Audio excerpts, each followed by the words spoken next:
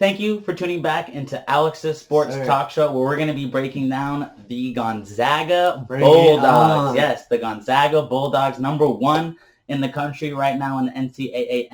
And what's their record? 15-1. Yes, 15-1. Their only losses come from Michigan in the Bahamas, which we were just talking about. It is probably the best game they've ever had all season. They were shooting way above their averages. But we're not here to talk about we're not here to talk about their losses. We're here to talk about who they recruited, what their future could look like, and can they hold that number 1 seed right now in the 2019-2020 season. So for many of you who don't know, last night the Gonzaga Bulldogs got a commit from the number 6 recruit. He is the number 2 point guard.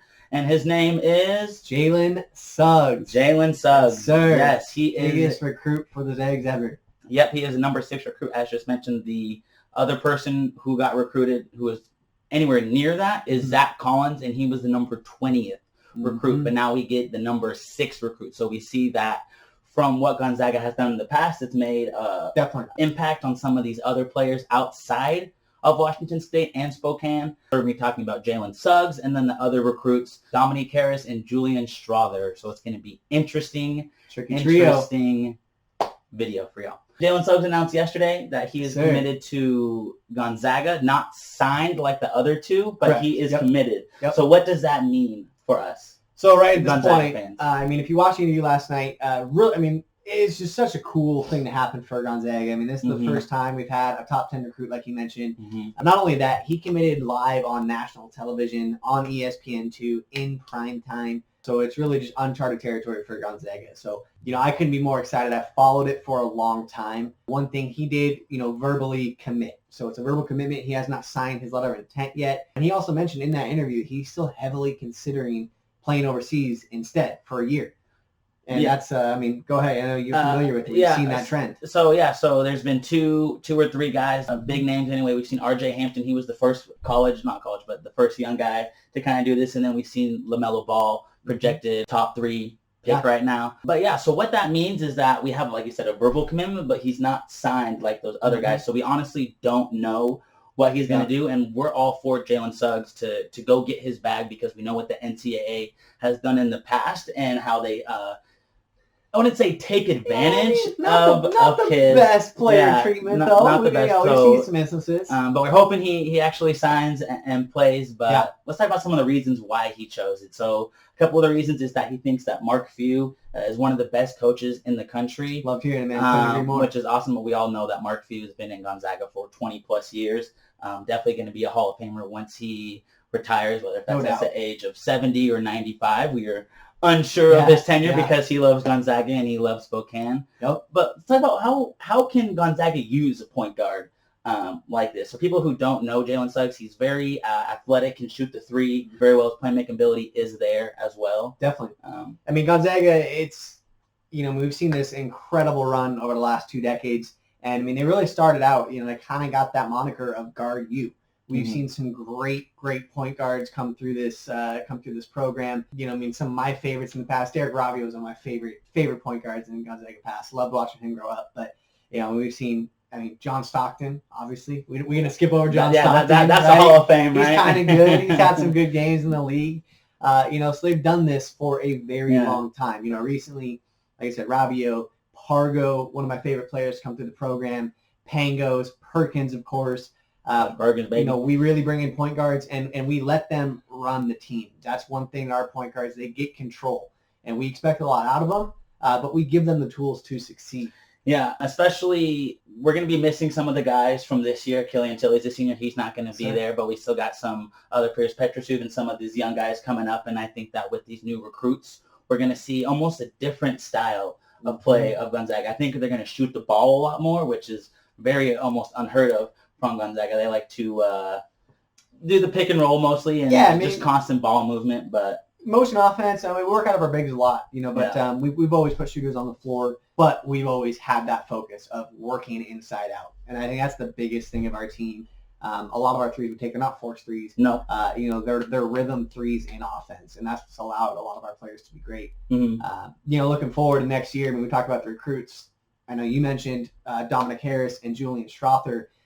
These guys, they're great players. I mean, if we didn't have Suggs, we are in great hands. For real, yep. And we're going to get into what those guys bring in a moment after. Here. No, for sure, man. We're in great hands, but I just couldn't be more excited for Suggs. I think he is the most athletic point guard to come through our program. Oh, yeah. Which is saying a lot. I mean, I think back before this, I would say it was Jeremy Pargo who, I mean, man, you want to have a fun YouTube rabbit hole, go look up some Jeremy Pargo highlights. Okay. Man. I mean, that dude could get up, and he's still doing it. So, it's impressive to say at this point that we just got our most athletic point guard. And he's not just an athlete. I mean, you mentioned it, the shooting, the playmaking, the defense he brings to the table. Yeah. He's a complete player, and it's why he's a 5-star number 6 recruit in the country, no doubt.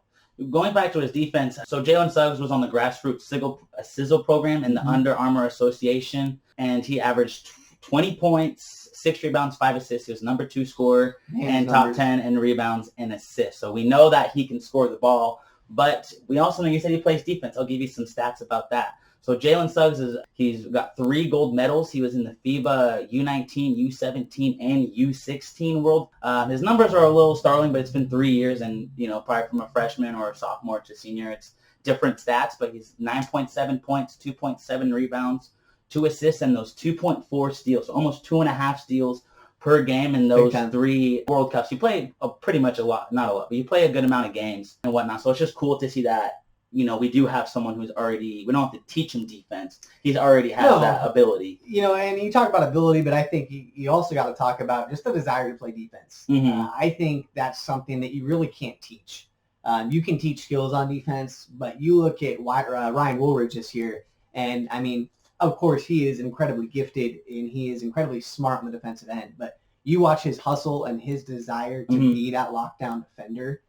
You can't teach that. And I think Jalen Suggs has a lot of that, man. You watch his videos, the emotion he plays with, he takes pride in both ends of the floor. He plays with a lot of heart. I've watched some clips before he came over just to get some background about him, and makes some nasty step boy 3-pointers, deep threes, just does it all. And like you said, it's awesome to get those players who desire to play defense. Because we look at the NBA, there's only those select few guys who really play defense now. Mm-hmm. It's all about offense, but it's just cool to see someone like want to play defense and score as well, like a two-way person. It takes a lot out of you, man. You see a lot of guys focus on one end of the court or the other, just because that's a lot of effort to play both ends for 30, 35 minutes a game, whatever it might be. And he's going to bring that to the table. And he's going to do great things, man. So, last thing about Jalen Suggs, do you think he's going to be a one-and-done type player if he does come to Gonzaga, or is he going to be like a 3 or 4 year player? It's really interesting. Again, if I'm betting, man, he's a one-and-done to me. That's what I'm thinking. He's got all the tools to do it. He's going to come here. He's going to enjoy a season with 2 of his best friends on the circuit, in Dominick and Julian Strawther. He's going to have a great time.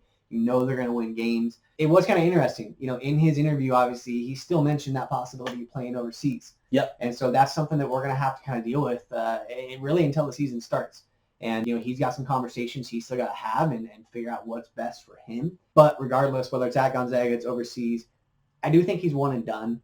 Although questions creep in because, again, in that interview, man, he's talking 2021 recruits. And he's talking about bringing his teammate Chet Holmgren over. I think he's right now ranked number 4 in the 2021 rankings. And he also mentioned Paolo Banchero from Seattle. Yep. Which, man, that's one of the things. Steal. He's a steal. And Gonzaga hasn't always got all the players out of Seattle. We've had some great ones. Gary Bell comes to mind right away. I think Stephen Graves from Seattle as well. Seattle area, I think. Yeah. I call Seattle all the suburbs. Yeah, right. It's that side of the state. But no, we've got some good ones. But Banchero, he's going to be a top 5 recruit in that class. So if we can steal him out of there. Can get that. But Jalen Suggs mentioning those 2, though, it kind of does bring some questions to me. Maybe he's got a different plan that we don't all know about. But again, if I have to predict it, I do say he's a one and done just because I think he possesses everything to do that. I think I definitely see him as a one and done, but like you said, if he can get his teammate, then I could see at least a 2-year. I'm not sure. Yeah, no way he plays 1-2. Yeah, because you told me earlier that they've been playing since 3rd grade. I believe so. That chemistry is already there, and that doesn't need to be built up with Dominick or Julian. Although he may know of him, he may not constant playing time. Not as much, his teammate. Of course, yeah. That's Jalen Suggs, number 6 recruit, number 2 point guard, highest ever. Let's talk about these other recruits. We got Dominick, number 60 overall, shooting guard. He's a 4-star recruit. What does he kind of bring to Gonzaga? Oh, man, you talk about just passion and drive. I mean, that guy is relentless. He has put himself in such a good position. I know you mentioned he's number 60 right now. I cannot see any way he finishes his senior season outside, I would say, the top 35. Especially with the game we're going to talk about against Sierra Canyon. But, yeah, right. I only see his ceiling is only going to get higher, essentially. Definitely. I think they kind of almost lowballed him. But, I mean, it's a lot of players in the top 100. So. There is, and it's also, I think sometimes, too, when you commit so early that sometimes maybe you don't get the same notoriety that you would. I think Dominick Harris committed in his sophomore year of high school, I believe it was, which is, it's really unheard of to find a guy that commits that early and stays. We've seen it with some programs where guys commit early. They do end up changing or, Michael whatever Porter Jr. happens. Comes to mind. Yeah, exactly. We've seen it happen, but he's a Zag through and through. He embodies what we are as a program, and I think he's going to be just a huge fit. He's incredibly aggressive in transition. He has really shown the ability. I think we're going to look at him as a combo guard. He played point guard in high school, but he shows that ability to play the 1 or the 2. And when you can roll out multiple ball handlers, like they're going to have the ability to, it makes life hell for other teams. It does. And, with his ability to get to the rack, you've got to respect that. But at the same time, man, I mean, he can step out and hit shots with the best of them. Yeah, talk about attacking the rack. When he was a junior last year, he actually made number 1 on top 10 when the game was being aired on ESPN3. Yep. He hit a big mamma jamma on a center, and it was cool. James Wiseman, actually. Yeah, James Wiseman. This year's number 1 recruit. Didn't work out in Memphis, but he's going high in the draft this year. Dominick Harris, I found he's very athletic, and he's actually clutch. Like in that game against Sierra Canyon, I think it was Sierra Canyon's ranked number 2, I think, right now, and they have the number 1 recruiting in Evan Mobley or Mosley. Mobley plays with Mobley plays with Harris. Yeah, he's on Rancho Christian. Yep. Yeah. So he hit 2 free throws at the end of the game to beat them, and it just he finished with the game high 30 points, and it's like, wow, 30 points in a big stage game, like that's kind of good news for Gonzaga. It is, man. I love it. It is. We talked and we kind of talked about you can't teach Gonzaga to play defense. Mm-hmm. I also am a firm believer that you can't teach somebody to want the bright lights. Zach Norvell, one of my favorite players to come through the Gonzaga program in recent years, and one of my favorite things about him is that man was never scared. Nope, he wasn't. He would take any matchup that came his way. He would. That's awesome. And he could start a game 0 for 8.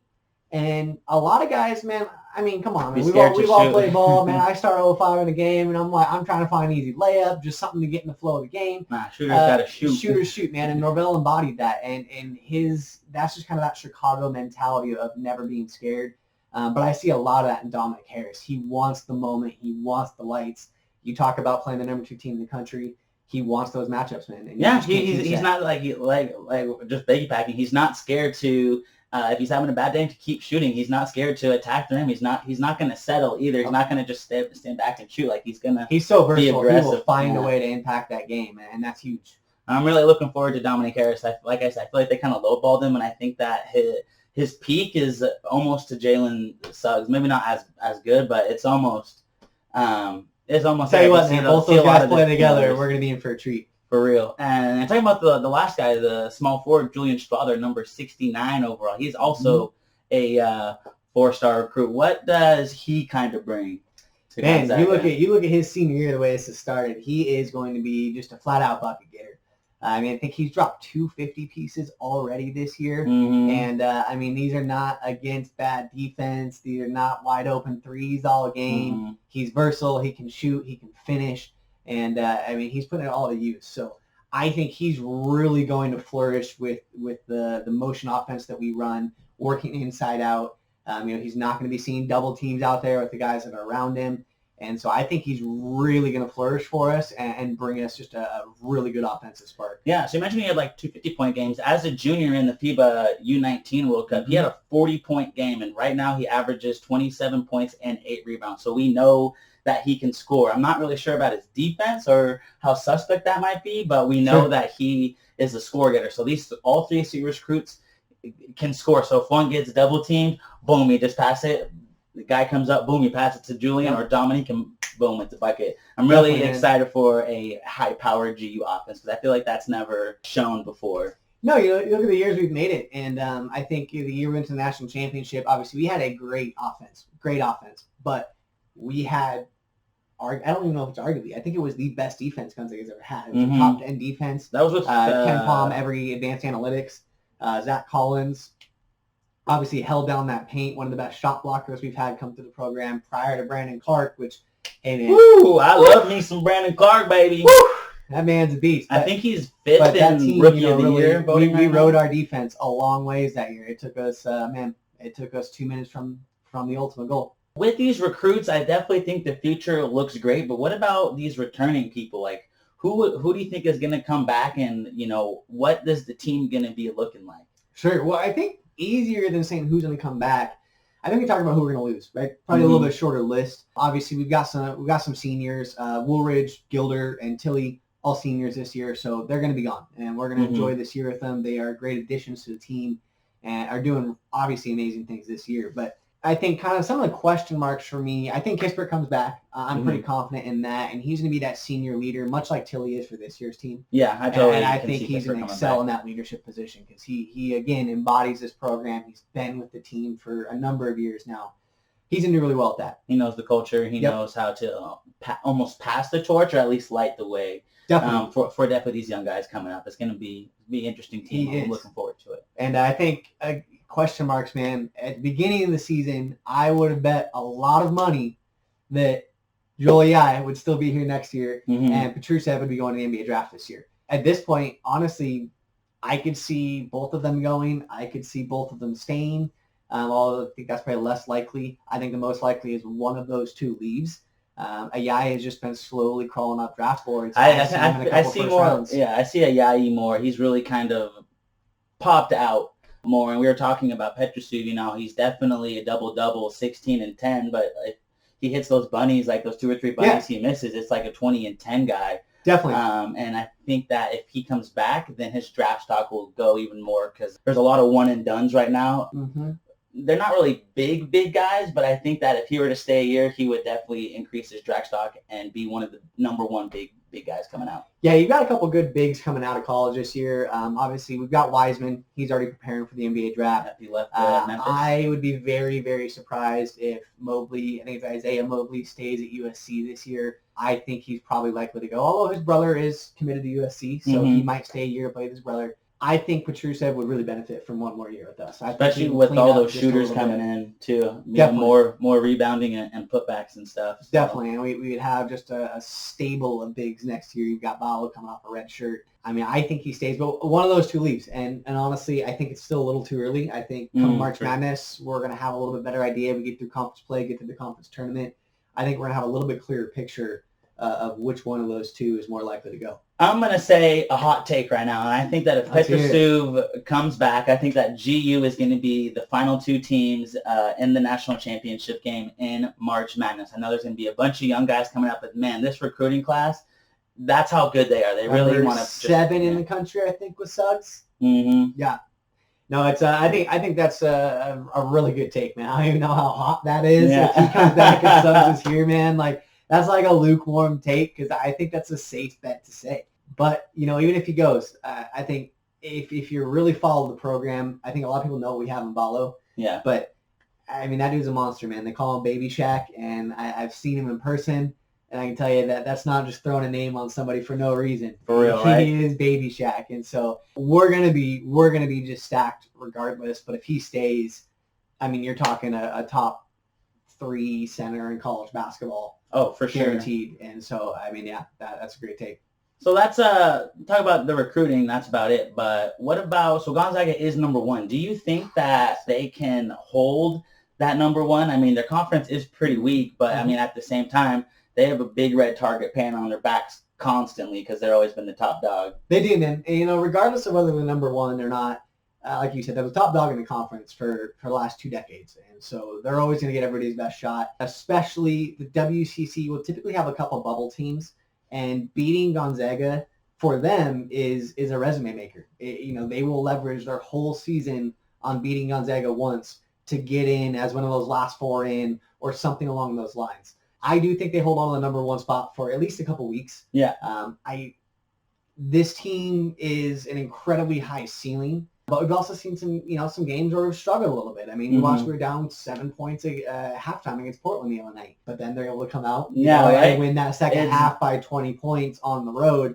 And, it just shows you kind of the range of how this team can play. So I think personally they lose 1 or 2 before March Madness. I do think it'll be good for them. Put that chip back on the shoulder. For real. I don't see them dropping out of top 5. I definitely see Gonzaga as a very, not like they've been in the past, they've been very team-oriented, but this is a more than heavily team-oriented. There's not that number 1 guy. There's Tilly, but he's not like, it's Tilly, like, oh my gosh, we have to guard back into the flow a little bit. Yeah, so it's very team-oriented. Everyone contributes. People don't have to focus on one guy. Even if they focus on one guy, boom, we'll just hit him where the matchup hurts him. Yeah, I mean, you look start this year, I mean, teams were sagging off on Ryan Woolridge, begging him to shoot.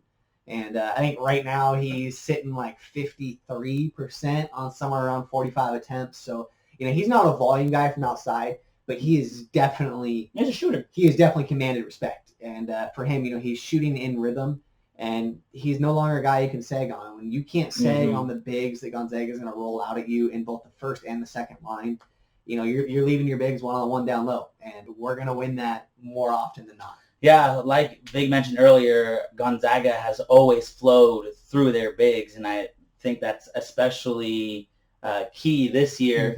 But I mean, if it's not working down low, then obviously Mark Few's going to make the changes that are necessary to get those shooters involved and to find the best shot for that possession, because that's what he is known for and does. It is, yeah. He's done a good job of never, I will say never. We've had some bigs who were able to kind of force things, but that's not the go-to play, is to force it. But working that inside out, causing that guard from the wing to sag down a little bit. I think the passing of our bigs in our program has been criminally underrated for years. They do an incredible job of punishing double teams, and that's where that ball movement comes in. We make the extra swing pass once it's kicked out, and so that's what gets our shooters open. So, I think just the way they're playing this year, and especially with just kind of how college basketball is this year, man. There's nobody they can't beat. Yeah. Nobody they can't beat. Cool. That's all I got. Do you want to talk about anything else? Man, that kind of covers it. I'm excited. Like I said, it's just incredible to see what this program has built. Yeah, I'm excited for this year. We talked about, man, just next year's recruits, but the following year, talking about Chet Holmgren, Paolo Banchero.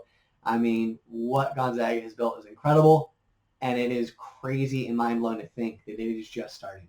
Yeah, so if there's anything to take away from this video, I'd say that Gonzaga's future is as bright as the sun right now. It's got big-name recruits coming in, and next year we're even getting more exposure to those other big-name recruits too, looking at Gonzaga and their friends coming through. So I'm really looking forward to what Gonzaga is doing right now. It's interesting and making Spokane relevant again. It is, man. It is. They're such a huge part of our community. We're fortunate to have them here. And game time tonight, baby. Let's go. Get another dub. All right, that's all we got. Thanks for tuning in. Please like, comment, subscribe. You know what's good with it. Thank you, Viggy, for joining again. Thank you. Appreciate you. Have a good day. We're out of here. Peace.